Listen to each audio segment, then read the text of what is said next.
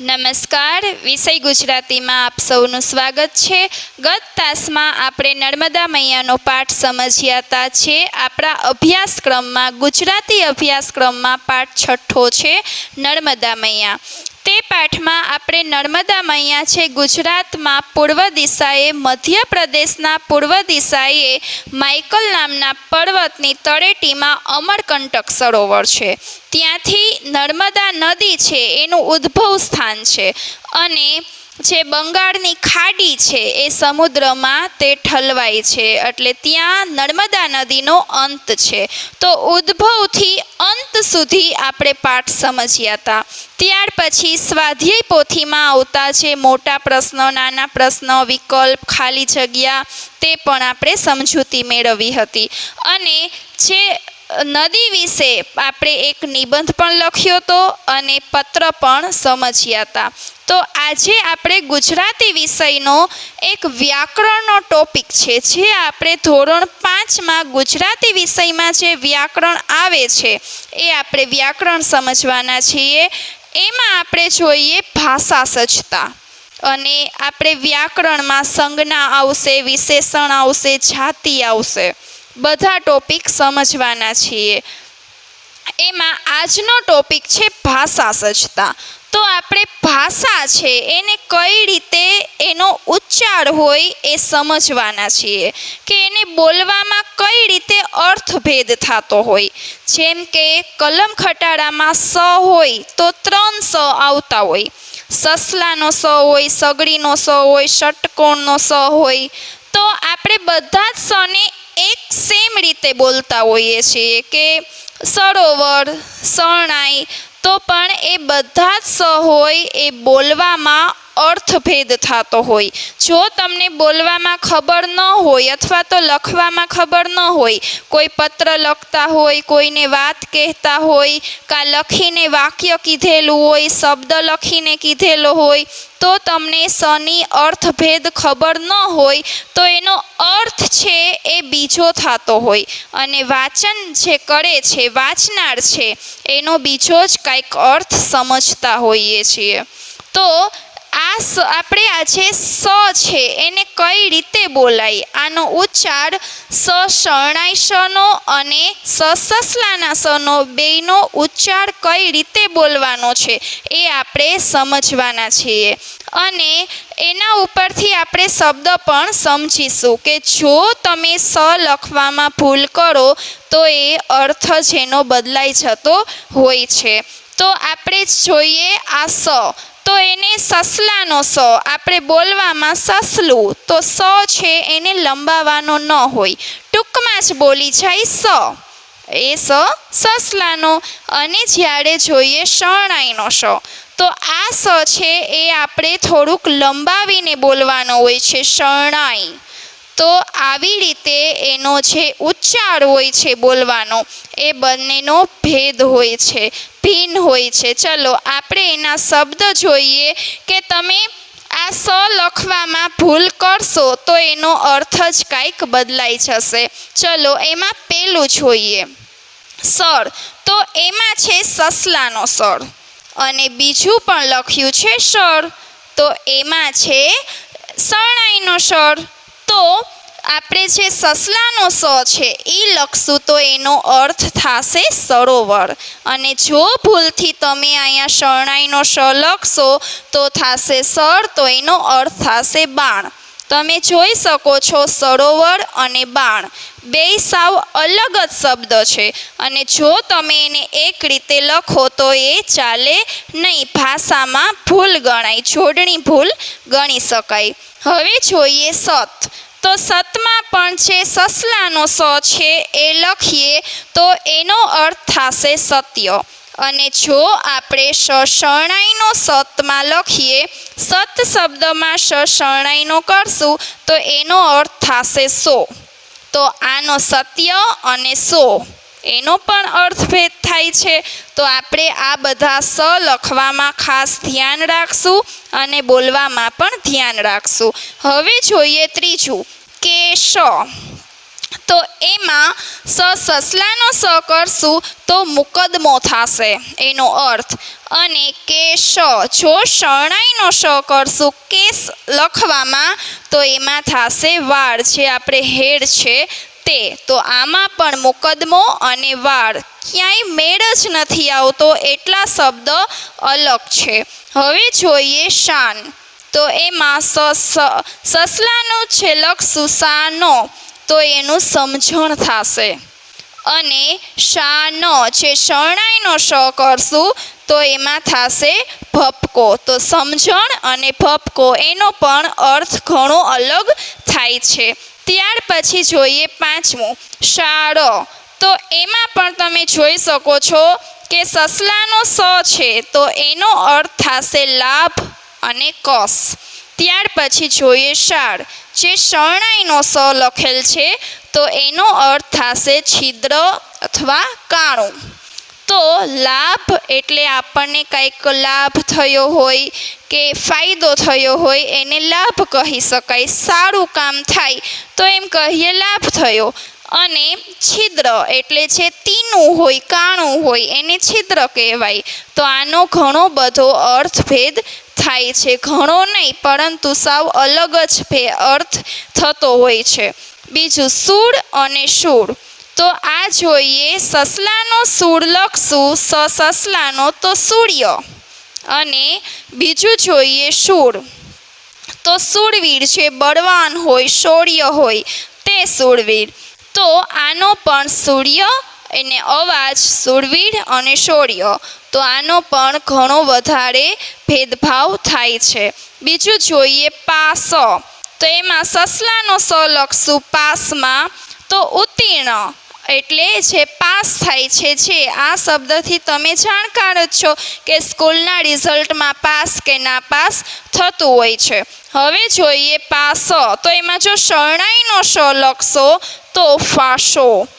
આ છે ફાંસો, જે આત્મહત્યા ટાણે શબ્દ વપરાતો હોય છે. તો ઉત્તીર્ણ એટલે પાસ અને ફાંસો એટલે પણ પાસ. તો આ બંને પાસ લખવામાં એનો અર્થ પણ બદલાય છે. હવે જોઈએ સંકર.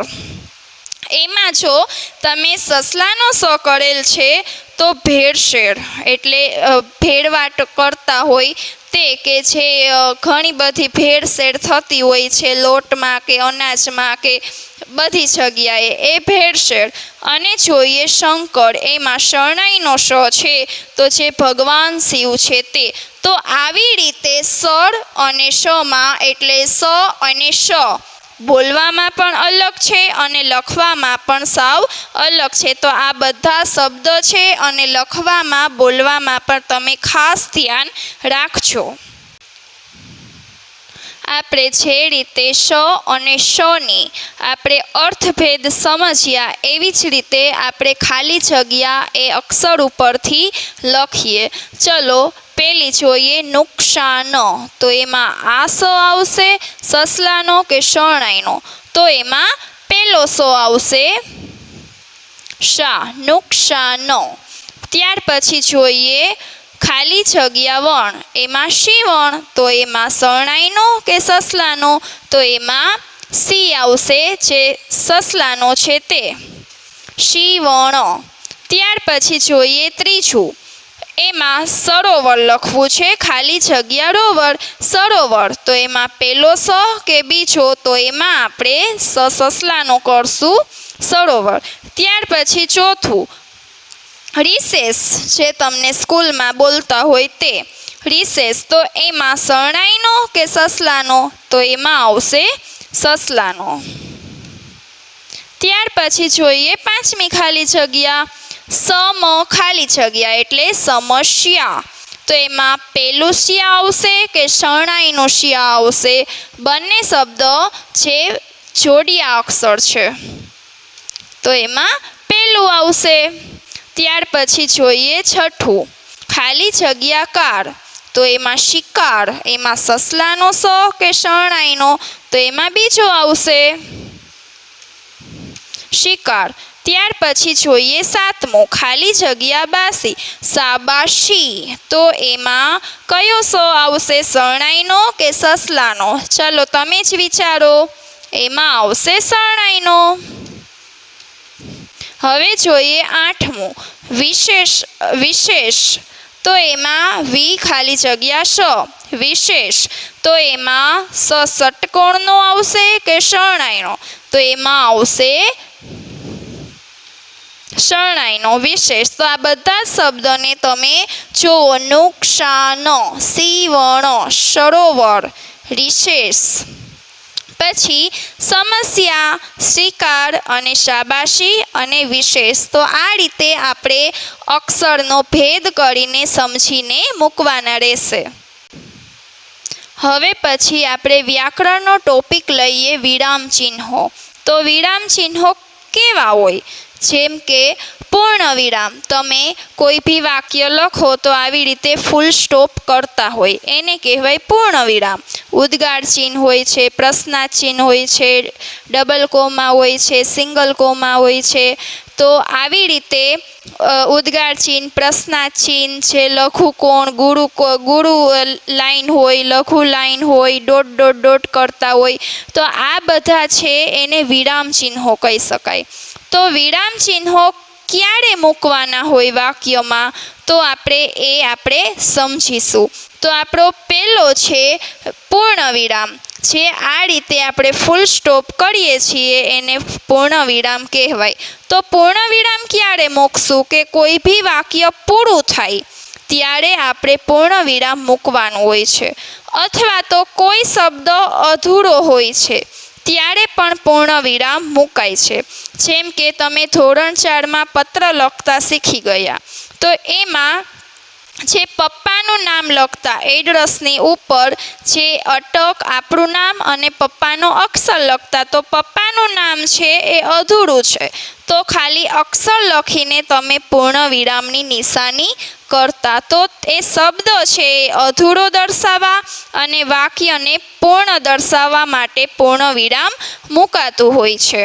પછી આપણે કોઈ બી ઇન્વિટેશન કાર્ડ આવતું હોય છે, કંકોત્રી આવતી હોય, એમાં પણ તમે જોતા હો કે ચી કરીને પૂર્ણ વિરામ મૂકેલું હોય. તો ચિરંજીવી, જે શબ્દ આખો લખેલો નથી હોતો પરંતુ પૂર્ણ વિરામ કરીને એ શબ્દ આખો દર્શાવવામાં આવે છે. તો ચાલો આપણે પૂર્ણ વિરામ અમુક આપણે વાક્યમાં મૂકેલા છે એ ઉદાહરણના વાક્ય જોઈએ. પહેલું જોઈએ, દર વર્ષે હજ પર અનેક લોકો જતા. તો જતા ત્યાંથી આખું વાક્ય છે એ પૂર્ણ થાય છે, એટલા માટે છેલ્લે પૂર્ણ વિરામ મૂકેલ છે. ત્યાર પછી લી કરીને કરેલું છે પૂર્ણ વિરામ. તો એ જે લી છે એનો આખો શબ્દ શું છે? તો લિખિતન છે.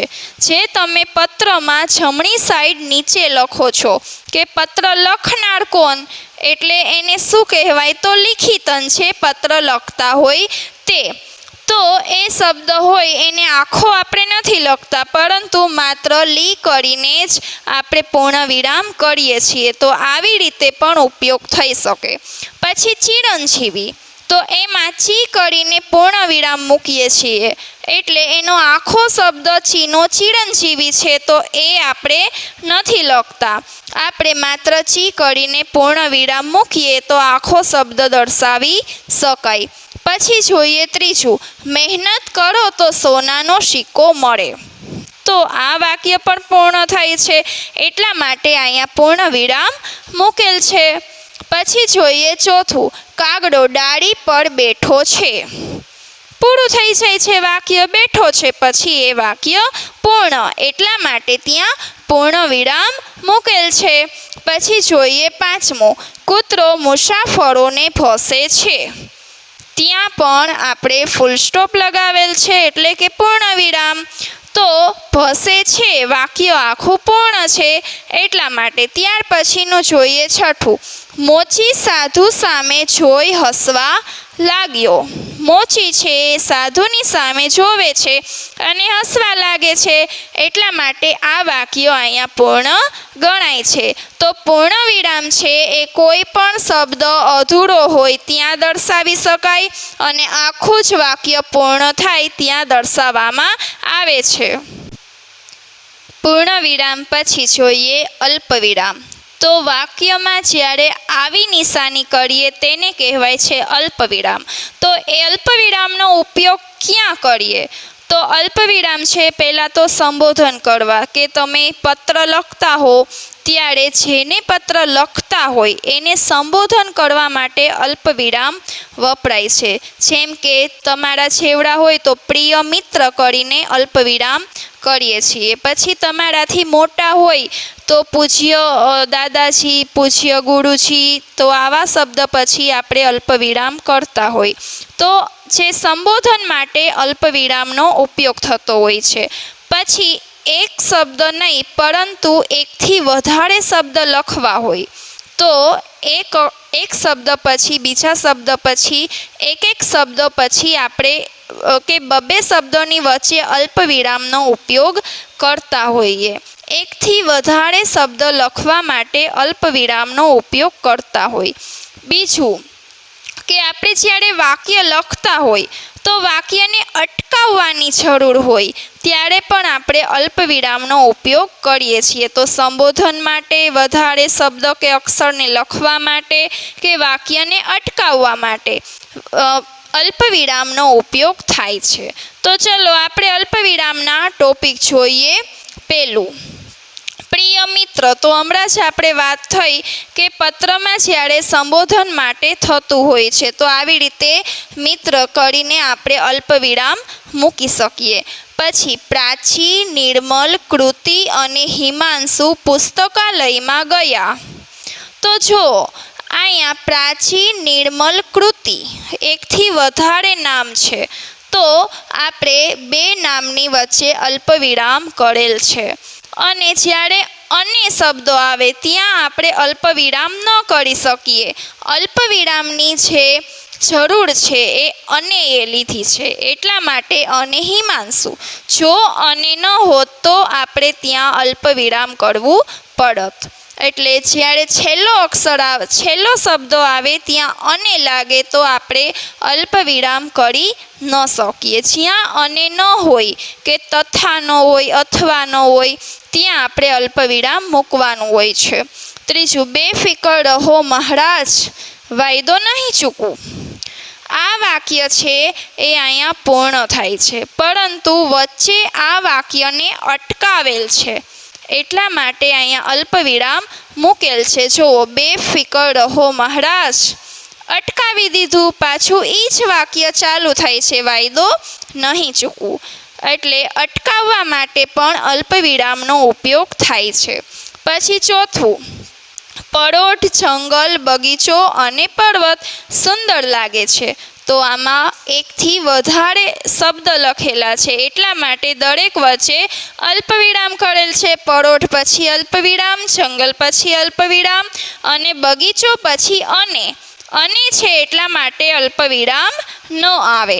પછી જોઈએ પાંચમું, ના મહારાજ, હરામનો પૈસો મને ન ખપે. તો આમાં પણ વાક્ય છે એને અટકાવેલ છે વચ્ચે. જુઓ, એ વાક્ય આખું પૂરું થાય અને બીજું વાક્ય ચાલુ થાય એવું નથી. એકનું એક વાક્ય છે એને અટકાવીને પછી એ વાક્ય પૂર્ણ કરેલ છે, ના મહારાજ અને અલ્પ વિરામ. એટલે વાક્યને અટકાવીને પછી પાછું હરામનો પૈસો મને ન ખપે, અહીંયા એ વાક્ય પૂર્ણ થયેલ છે. છઠ્ઠું, બેફિકર રહો પપ્પા, હું પરીક્ષામાં પહેલો નંબર જરૂર લાવીશ. આ વાક્ય આખું જ અહીંયા પૂર્ણ થાય છે, પરંતુ વચ્ચે વાક્યને અટકાવેલ છે, બેફિકર રહો મહારાજ કરીને અલ્પ વિરામ. તો આપણે જોઈએ અલ્પ વિરામનો ઉપયોગ છે સંબોધન માટે, એકથી વધારે અક્ષર કે શબ્દને લખવા માટે અને વાક્યને વચ્ચે અટકાવવા માટે મૂકવામાં આવે છે. હવે પછીનો આપણો વિરામ ચિહ્નોનો ટોપિક છે પ્રશ્નાર્થ ચિહ્ન.